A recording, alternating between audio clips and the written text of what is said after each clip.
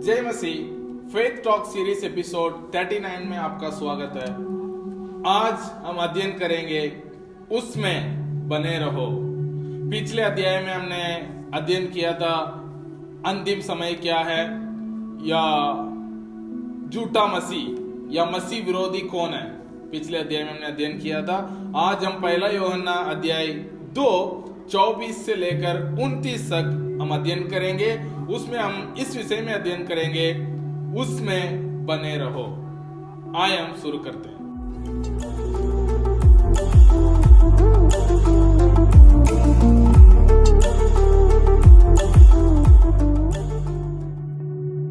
पहला यूहन्ना अध्याय 2:24। जो कुछ तुमने आरंभ से सुना वही तुम में बना रहे। जो तुमने आरंभ से सुना है, यदि वह तुम में बने रहे तो तुम भी पुत्र में और पिता में बने रहोगे। प्रेरित यूहन्ना कहते हैं कि जो कुछ तुमने आरंभ से सुना है वही तुम में बने रहना चाहिए। और तुमने जो आरंभ से सुना है, यदि तुम उसमें बने रहोगे तो तुम पुत्र में और पिता में बने रहोगे। तो आरंभ से हमने क्या सुना है? आरंभ से जो सुसमाचार प्रभु यीशु मसीह के बारे में आरंभ में क्या था, आदि में क्या था, जिनके बारे में जो सुसमाचार हमने सुना है, उसमें बने रहने के लिए प्रेरित यूहन्ना कहते हैं। यूहन्ना अध्याय 1 और 14 में पढ़ना चाहूंगा। उसमें लिखा है कि आदि में वचन था और वचन परमेश्वर के साथ था और वचन परमेश्वर था।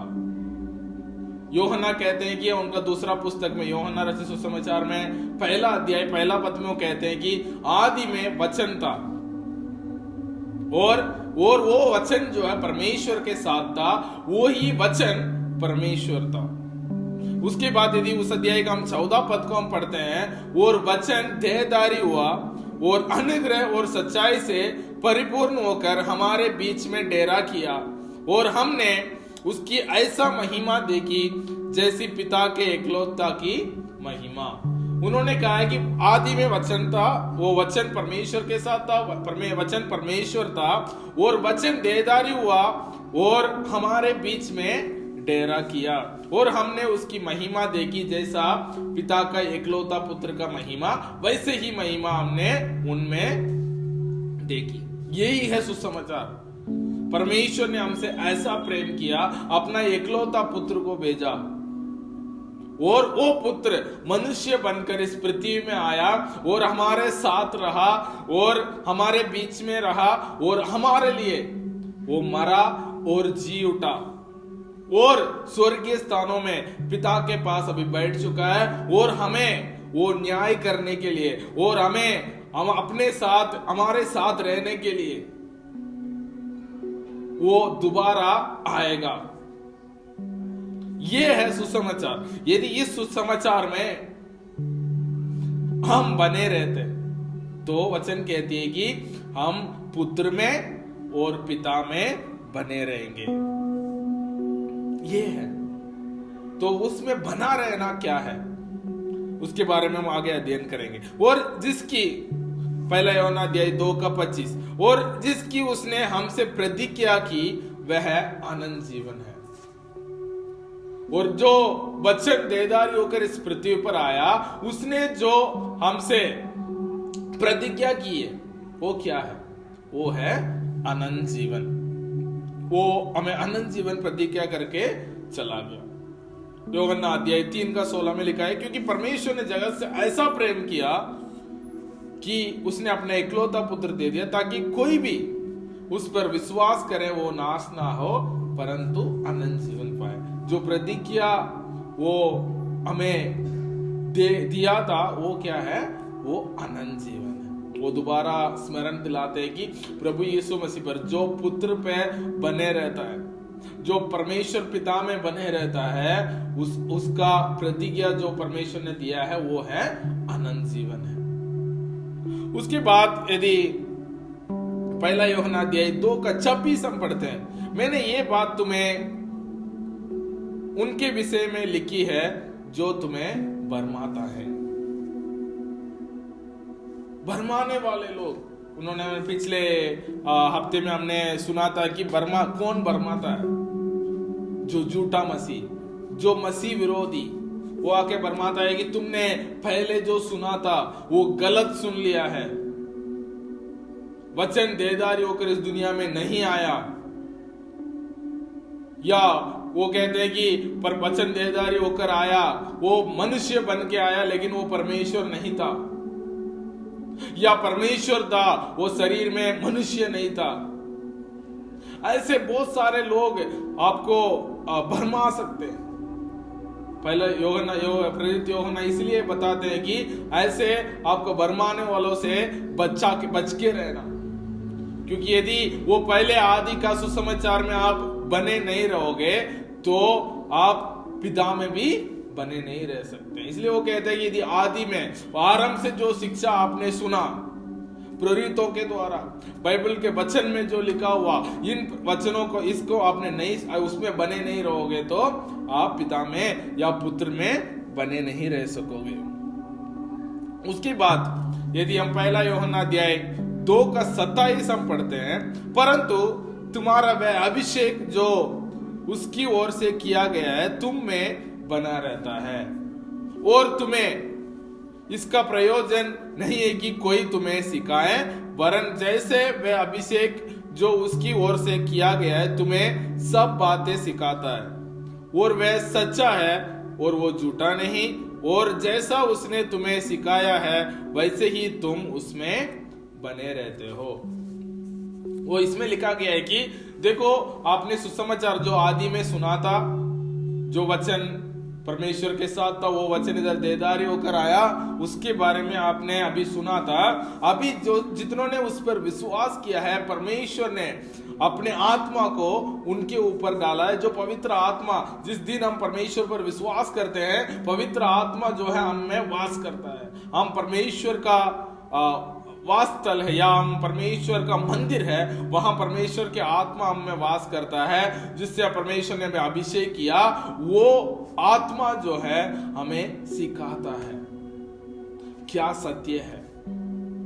वो जो सिखाता है उसमें कोई झूठ नहीं होगा, क्योंकि वो स्वयं परमेश्वर है। परमेश्वर की इच्छाओं को, परमेश्वर के उस रहस्य के बातों को हमें बताता है, लेकिन ये संसार के लोग के लिए वो वेद की बातें, वो रहस्य की बातें नहीं है। वो कहते हैं कि वो आत्मा तुम में बने रहता है, इसलिए यदि तुम उसके आत्मा के अनुसार चलते हो तो हम उसमें बने रह सकते हैं, जिसमें पुत्र में। उसके बाद यदि हम पहला यूहन्ना अध्याय 2:28 हम पढ़ते हैं, अदर है बालकों उसमें बने रहो कि जब वह प्रकट हो तो हमें खियावो, और हम उसके आने पर उसके सामने लज्जित ना हो। अभी ये कहते हैं कि उसमें बने रहो, है ना। यूहन्ना यदि 15वां अध्याय हम पढ़ते हैं, यूहन्ना रचित सुसमाचार अध्याय 15 उसके 4 में लिखा गया है कि तुम मुझ में बने रहो और मैं तुम में। जैसे डाली यदि दाखलता में बने रहे तो वो आप ही नहीं फल सकती, वैसे ही तुम भी यदि मुझ में बने ना रहा तो नहीं फल सकते। मैं दाखलता हूं, तुम डालियां हो। जो मुझ में बने रहता है वह और मैं उसमें, वह बहुत फल फलता है, क्योंकि मुझसे अलग होकर तुम कुछ भी नहीं कर सकते। तो प्रभु यीशु मसीह भी कहते हैं कि मैं दाखलता हूं, तुम डालियां हो। तुम्हें मुझ में बने रहना है, ताकि तुम इस दुनिया पे रहते हुए फलवंत हो सके। और इधर पहला यूहन्ना अध्याय 2:28 में लिखा है कि उसमें बने रहो कि जब वो प्रकट हो तो तुम खियाओ। तो हमें कई बार हम परमेश्वर की उपस्थिति में डर डर के आते हैं, और हमें बहुत सारे जो होते परमेश्वर के उपस्थिति में हम जाते हैं तो हमें परमेश्वर दंड दे सकते हैं, हमें अपने परिवार से बाहर कर सकते हैं। कई सोचें जो है शैतान हमारे मन में डालता है। लेकिन यदि आप ये विश्वास करते हैं मैं मसीह में बने रहता हूं, परमेश्वर का वचन मुझ में बने रहती है, मसीह मुझ में है, परमेश्वर की आत्मा मुझ में वास करता है, तो हम परमेश्वर के उपस्थिति में जाने के लिए डरने की जरूरत नहीं है। हमारे पास हियाब रहता है, क्योंकि हम अपने आप जाके खड़े नहीं हो रहे हैं। हमारे प्रतिनिधि यीशु मसीह ऑलरेडी पिता के सामने है। हमारे जगह में जिसने जो अपने जान को दी है वो हमारे लिए बात करने के लिए खड़ा है। वो पिता को कहेंगे ये मेरे लहू से इनको मैंने धोया है। तो हमें डर के पिता के पास जाने का जरूरत नहीं है। हम हियाब के पास जा सकते हैं, पिता उनको आबा पिता कहकर हम उसको बुला सकते हैं, क्योंकि उसने हमें उनके परिवार में शामिल किया, उसे हमें उनका संतान कहलाया। इसलिए हमें डरने का जरूरत नहीं है। तब वो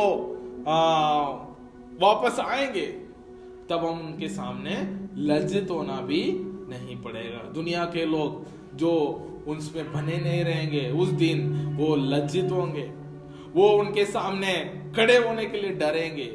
लेकिन हम जो मसीह में बने रहते हैं, हम हियाब के साथ, उस दिन हमारे लिए, बहुत सारे लोगों के लिए वो डर के दिन होगा, भय के दिन होगा, शर्म के दिन हो सकता है, लज्जित के दिन हो सकता है। लेकिन जो हम उनके संतान हैं उनके लिए वो उस दिन जो है खुशी का दिन है।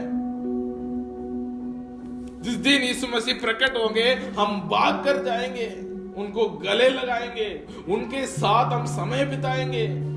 हम डरेंगे नहीं, क्योंकि हम उसके परिवार के हैं, हम उसके संतान हैं।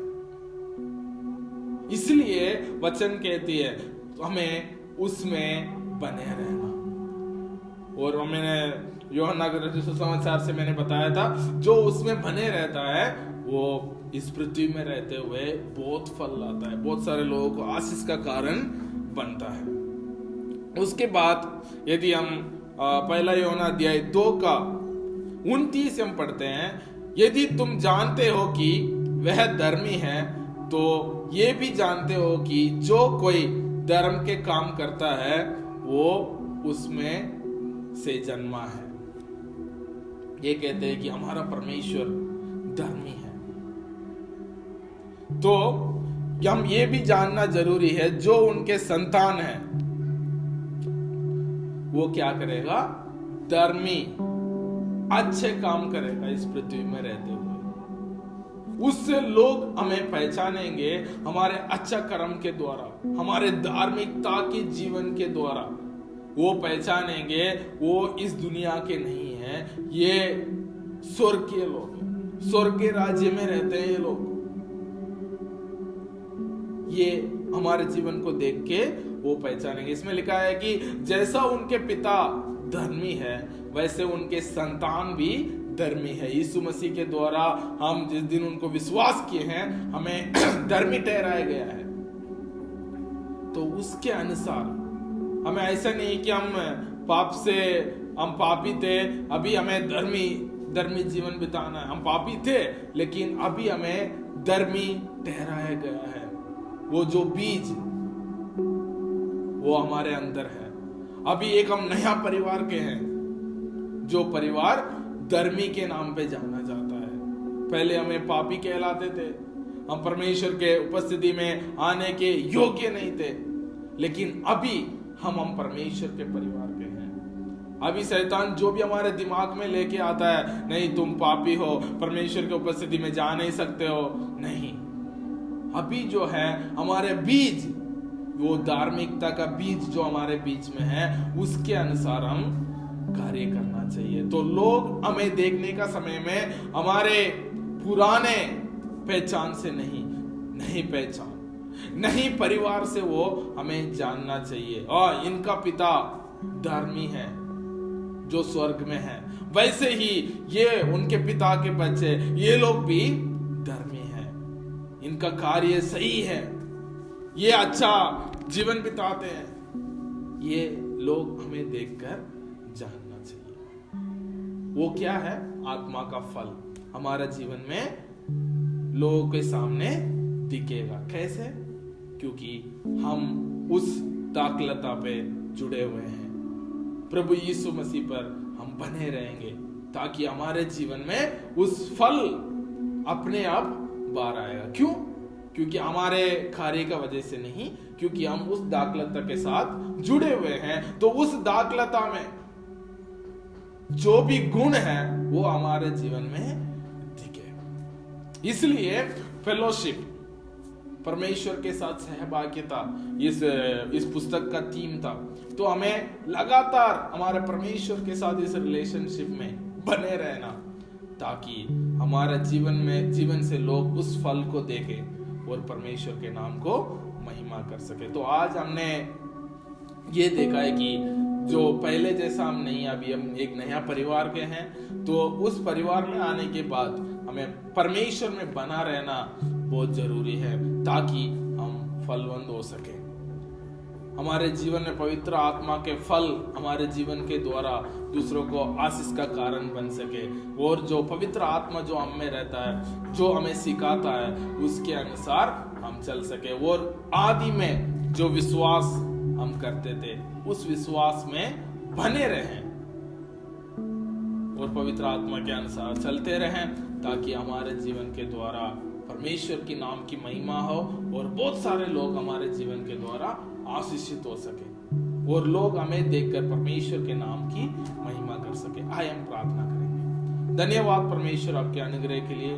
आज एक और बार आपने हमें यह एहसास दिलाया, हम अब एक परिवार, आपके परिवार में एक सदस्य है प्रभु जी। और पिता परमेश्वर, आपने इकलौता पुत्र देकर आप हमें प्रेम किया, और उस सुसमाचार को, उस सत्य पर पिता परमेश्वर हमेशा बने रहने के लिए वचन में लिखा गया है कि यदि उस सत्य पर हम बने रहते हैं और हमसे जो सुना है उसमें बने रहते हैं, हम पुत्र में और पिता में बने रहेंगे परमेश्वर।